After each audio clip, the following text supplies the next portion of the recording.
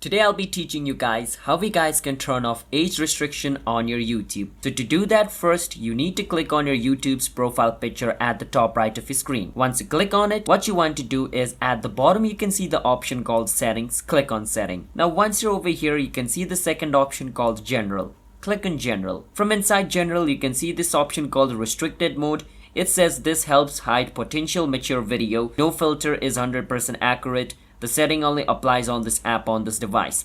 So which means if this is on, then your age restriction is on. You're not going to be able to see videos that is above 18. So turn it off and you have just turned off your age restriction. But remember, if your account age, which means when you created your Google account, you have to enter your date of birth. So if you enter your date of birth in such a way that allows Google to know that you're not above 18, and your restriction mode cannot be turned off. Only for account above 18 years of age, restriction mode can be turned off. So when you try to come over here and try to turn it off and it just does not turn off, that means your account age is not above 18.